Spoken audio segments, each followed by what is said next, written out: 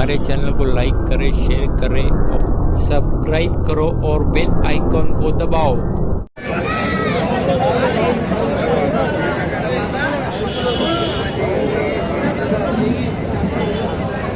हम लोगों को इस्तेमाल करना चाहिए। इतने दूर से पूरे खानदेश में आकर वो अपनी बात रख रही है।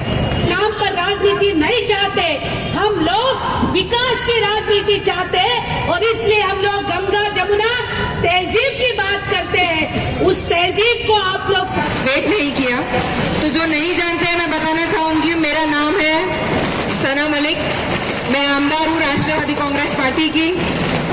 मुंबई की अनुशक्ति नगर विधानसभा से चुन के आती हूँ। तकरीबन 1 साल पहले जब इसी तरह विधानसभा के चुनाव हो रहे थे, उस वक्त बार बार बोला गया कि हमारे समाज को खतरा है अगर हमने उपस्थित नगर अध्यक्ष के उम्मीदवार, मंच पे हमारे एनसीपी के सभी उम्मीदवार और सामने मेरे बैठे हुए सभी मेरे नौजवान और बुजुर्ग दोस्तों, अभी जो कल प्रोग्राम हुआ, अभी भुसावल की जनता को लोग ऐसा समझते हैं जैसे बेवकूफ है। हम जो है मतदाता हमारे, मैं सभी लोगों से 3 मिनट के लिए गुजारिश करूंगा और 3 मिनट का ही मुझे टाइम दिया गया है। तो हमारे को कोई भी आता और बेवकूफ चुतिया बना के हमारे मत लेके चले जाता। हमारे सभी मुस्लिम नेतागण, शहर अध्यक्ष, सभी वार्ड के उम्मीदवार, मेरे बुजुर्गों, भाइयों और बहनों को मेरा सलाम। आप सभी इतनी तादाद में यहाँ मौजूद हुए हैं हमें सुनने के लिए, इसलिए मैं आपका तहे दिल से शुक्रगुजार करती हूँ। भुसावल नगर परिषद सार्वत्रिक चुनाव 2025 के राष्ट्रवादी कांग्रेस पार्टी अजीत दादा पवार के गठ से घड़ी निशानी। अस्सलाम वालेकुम। हेलो हेलो हेलो हेलो आए सभी हमारे मेहमान, हमारे नगर अध्यक्ष और उम्मीदवार, मैं इनका तहे दिल से शुक्रिया अदा करता हूँ। कल हमारे बारे में बहुत कुछ बोला गया, लेकिन उसको ये मालूम नहीं है कि हम लोग जमीन से जुड़े हुए लोग हैं। एक चाप तो उसके पल पल में उसकी जबान में है कि मैंने स्कूल को जगह दिया, ये दिया। अरे मुसलमानों को तूने इस्तेमाल किया, तो जेल में बंद था, 12-12 सीटें मैंने चुन के लाके दिया, उसका बदला क्या दिया? और आज बड़ी बड़ी फेक छाप बातें करता है कि मैंने मुसलमानों के लिए कॉलेज के लिए जगह दिया, स्कूल में दिया। अरे भाई, हमने विगत लिए जगह और बीजेड स्कूल इतनी मोहताज नहीं है। 5 एकड़ जगह हमारी खुद मालकी की सामने पड़ी है 3 नंबर के पास, और हम अपना खुद अपने पैसे से ही जगह खरीद के 2 करोड़ रुपए की स्कूल, नया कॉलेज मैंने बना के रखा है। ये कोई ये मेरे पास के पैसे लगा के बनाया है। अगर तू ऐसा झूठे बातें करता है तो ये झूठे बातें बंद कर दे। अभी तेरे पास से मैं हट गया, अभी तेरे पास कोई नहीं है सिवा पिंजारी गैंग जो चल रही है, उनको लेके चल, वो भी हट जाएंगे तो घर में बैठे रहे। इसके सिवा तेरे पास कोई चारा नहीं है। और ये दूसरी बात कि हमारे को बोलता है फेक, क्या बोलता है, ये बी टीम है, डमका टीम है, अमका टीम है। अरे तूने तो तुम्हारी क्या पार्टी बेच डाला, 3 ये तुम्हारे नगर सेवक बेच डाला, एबी फार्म बेच डाला, अब क्या पार्टी बेच डालता शरद पवार की, और क्या बाकी रखता भाई? तेरा पेट ही नहीं भर रहा।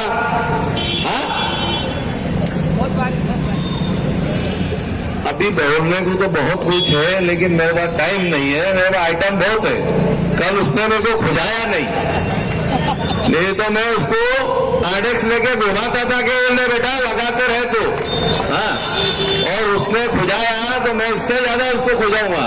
मेरे को बोल रहा कल क्या वो ऐसा है, तुम्हारा तुम तो लड़ेंगे नहीं, मैंने भाभी को टिकट दिया और भाभी लड़ेगी, और आशिक सेठ का क्या है। मैं बोला मेरा क्या है,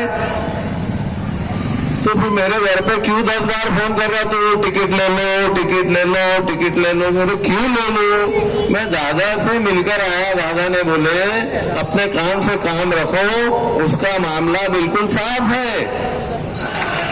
सीधा बोले क्या बोले, भैया अपना 100 करोड़ रुपए की निधि लो और अपने काम से लगो। माइनॉरिटी के काम में जो काम पड़े हमारे अधूरे, ये तुम 14 साल का वनवास लेके घूमे आशिक से, अभी तुम घर को वापस जाओ और अपना राष्ट्रवादी का काम करो, अपने नगर सेवक चुन के लाओ। 100 करोड़ रुपए की निधि मैं तुम्हारे को दूंगा, माइनॉरिटी के एक एक वार्ड तुम्हारा चमकाओ। ये गधे के बच्चे से हम बहुत दूर हो गए, इसका हमारा कोई ताल्लुक नहीं, ना कोई लेना देना नहीं। ये हमारा सीधा सीधा घड़ी के ऊपर हमारा बटन दबाओ। तुम्हारा नगर अध्यक्ष नदीम शेख, खान मिर्जा आशिक और हमारे जहां कैंडिडेट खड़े वहां हमारे घड़ी के चुन के दो। ये मेरी खातरी से मैं निधि लाऊंगा, मैं आओ न आओ चुन के, इसका बाप ऊपर है अजीत पवार। ये हम लोग किसी को डरते नहीं, इन्हें खुजाएगा उसको मैं ज्यादा खुजाऊंगा। इसने कुछ बोला इसका मुंह तोड़ जवाब दूंगा।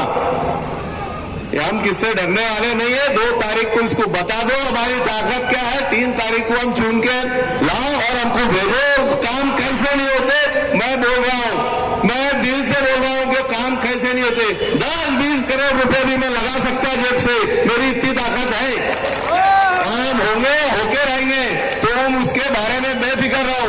ये क्या हुआ आया, ये गया, ये चला हुआ आ रहा, ये काम अपने पास नहीं है। काम करेंगे।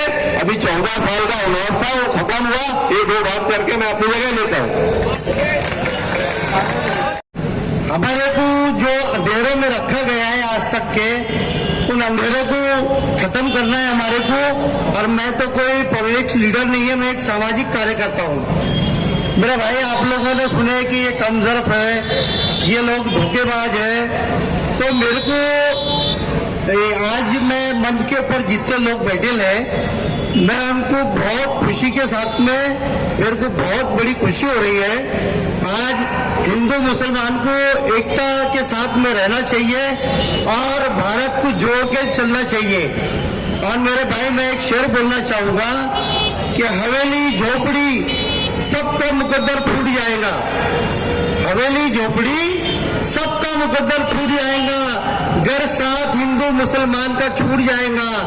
दुआ करो कि ये प्यार के रिश्ते रहे कायम, ये रिश्ते टूट जाएंगे तो भारत टूट जाएगा। मोहतरम बुजुर्गों, दोस्तों, स्कूल जो बिल्कुल साइड रोड पर है, वहां पर एक इलीगल कब्जा था स्कूल के बिल्कुल सामने, जो मेन रोड को ब्लॉक कर रहा था। अब इन्होंने कहा कि आपके वार्ड में कुछ काम ही नहीं हुआ, तो मोहम्मदी नगर में जो मेंबर थे उन्होंने वहां पे काम ही नहीं किया। और वो मेंबर कौन थे और किसकी पार्टी से थे ये आप सबको पता है। तो 5 साल में वहां पर कुछ ही काम नहीं हुआ, कुछ भी काम नहीं हुआ, और अगले 4 साल में भी कुछ भी काम नहीं हुआ। तो जब हम वहां रहने गए तो हमने देखा कि ये रोड ब्लॉक है, जो इलीगल कब्जा है, तो इसको हटाने में ये मेंबर क्यों कुछ नहीं कर रहा है। तो हमने मोहम्मदी नगर के लोगों से बात की, वो हमारे साथ आए। फिर हमने लीगली डॉक्यूमेंट किया, उसका पूरा पुराना सब निकाला, तो पता चला कि वो एक इलीगल टपरी किसी ने रख दी थी और इस वजह से रोड ब्लॉक हो गया था। और वहाँ रजा हुसैन स्कूल पास आने के लिए भी एक छोटी सी गली थी, जिसमें से बारिश के वक्त ऐसा था कि कई बच्चे गिरते थे, एक बुजुर्ग का तो हाथ भी टूटा था वहां पर। तो हमने वो इनिशिएट किया वो काम को, और जब लोग साथ में आए हमारे, तो आज आप देख सकते हैं कि रजा हुसैन स्कूल के बाजू का जो रास्ता है वो खुल चुका है, और वो रास्ता सीधा अंदर आता है और मेन रोड को अटैच हो जाता है। ये सबसे पहला मुद्दा हमने सॉल्व किया। दूसरा मुद्दा, अब कल अस्सलाम वालेकुम।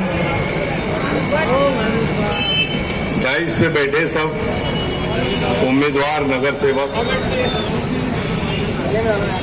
और सामने मेरे बुजुर्ग दोस्त भाई, सबको पता है कि माहौल इलेक्शन का है और हालात है ये भी क्या चल रहे हैं सबको पता है।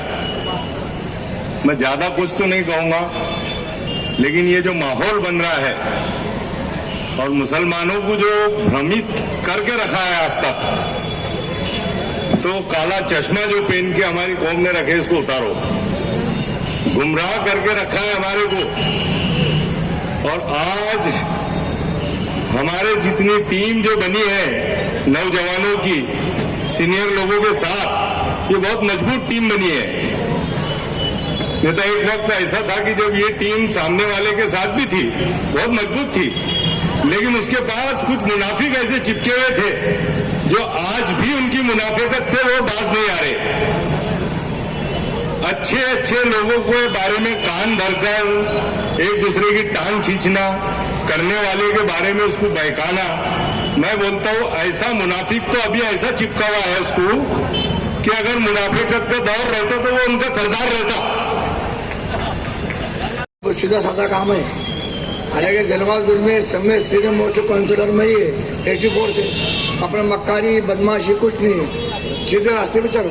ऐसा सिरातम मुस्तकीमा चबर चबर क्या करता है चील के बच्चे,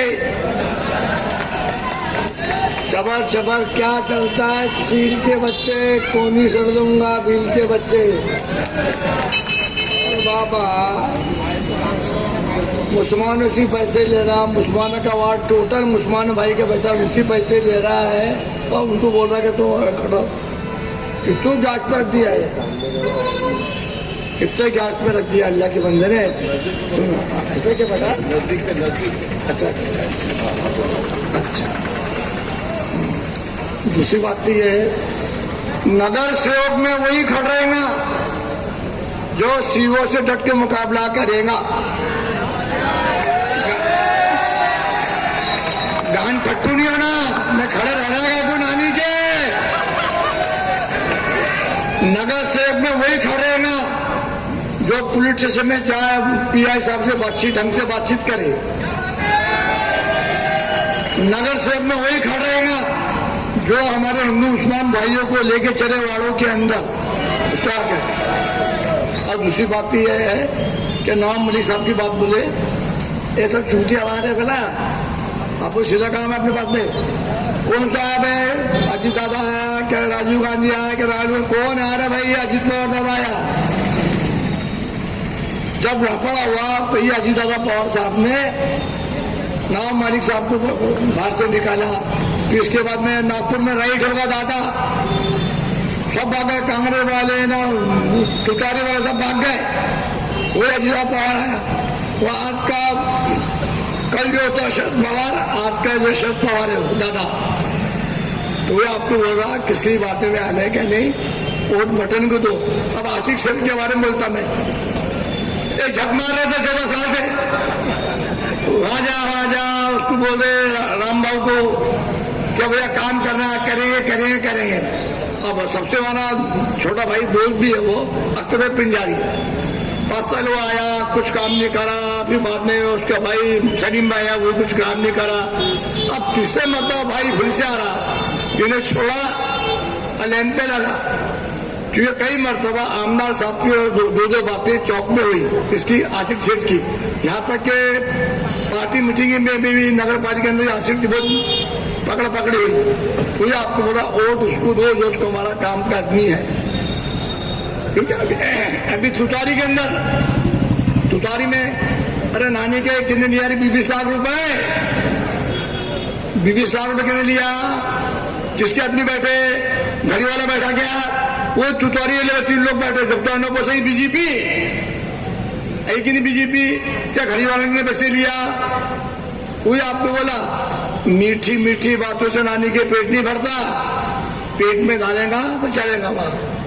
और अभी जोड़ी अल्लाह ने प्यारी दिया है कि जवान छोकरा है, नदीम शेख भगवान जवान छोकरा है, उसकी डेयरिंग देखिए हमने परसों पुलिस स्टेशन के अंदर सब सिंधी हिंदू भाई का झगड़ा हुआ मुसलमान भाई का बड़ी आसानी से निकाल के लाया मैं, क्योंकि इसके पीछे सपोर्ट है आशिक सेठ का। सीनियर थी आशिक सेठ में। आशिक सेठ भी माशाल्लाह 25 साल से नगर सेवक है, उनके तजुर्बा है। और अभी पासन मीटिंग में हम गए, इतने परेशान थे वहां के लोग कि आशिक सेठ को ऋषि मुंडी करना पड़ी। किसकी वजह से? उनकी वजह से। बुजुर्गों और मेरे प्यारे भाइयों, जैसा कि आप मुझे जानते हैं कि 2008 से हम लोग शिखर एनजीओ के माध्यम से अलग अलग क्षेत्रों में काम कर रहे हैं और 2008 से लेकर आज तक हमने सिर्फ हमारे वार्ड ही में नहीं बल्कि भुसावल के और भुसावल के अतराफ के अलग अलग क्षेत्रों में हमने कार्य किया है, काम किया है। आप ये सोच रहे होंगे कि जब मैं एनजीओ के माध्यम से सामाजिक काम कर ही रहा था तो फिर मुझे पॉलिटिक्स में और इन नौजवानों को, जैसे नदीम भाई है और भी हमारे दिगर नौजवान हैं, इनको पॉलिटिक्स में आने की जरूरत क्या पड़ी। सबसे पहले मैं थोड़ा सा आपका टाइम लेकर एक रोशनी डालना चाहता हूं कि 2008 से लेकर अब तक हमने अलग अलग क्षेत्रों में काम किया। मैं थोड़ी सी उसकी इंपॉर्टेंस बताना चाहता हूं कि वो काम क्या थे और क्यों किए गए और फिर पॉलिटिक्स में क्यों आना पड़ा। तो भाइयों, गौर से सुनना कि हमने 2008 से कटिंग टेलरिंग और बेसिक कंप्यूटिंग के माध्यम से नौजवान युवा और युवतियों को आत्मनिर्भर बनाने की कोशिश की ताकि ये युवा अपने पैरों पे खड़े हो सके। और आपको मैं ये बड़े गर्व से बात बता रहा हूं कि हमने 4000 से ज्यादा महिलाओं को और 8000 से ज्यादा युवाओं को कंप्यूटर लिटरेट और बेसिक कंप्यूटिंग में उनको हमने लिटरेट बनाया और उनको आत्मनिर्भर बनाया। फिर जब हम आगे हमने सफर हमारा शुरू किया तो 2011 में हमने रोजगार मेड़ावा लिया और उसमें रिलायंस बॉम्बे से हमने कुछ लोगों को बुलाया ताकि हमारे यहाँ के युवाओं को रोजगार मिले, उनको नौकरी मिले। तब जाकर हमें वहां पर उस मेले में ये बात समझ में आई कि हमारे युवाओं में टैलेंट बहुत है लेकिन वो 11-12 के आगे नहीं जा पा रहे। वजह ये थी कि वो बड़ा डोनेशन कॉलेजेस में नहीं दे सकते। आपको अपने वार्ड के लिए, अपने मोहल्लों के लिए फैसला करना है तो सोच समझकर फैसला कीजिए।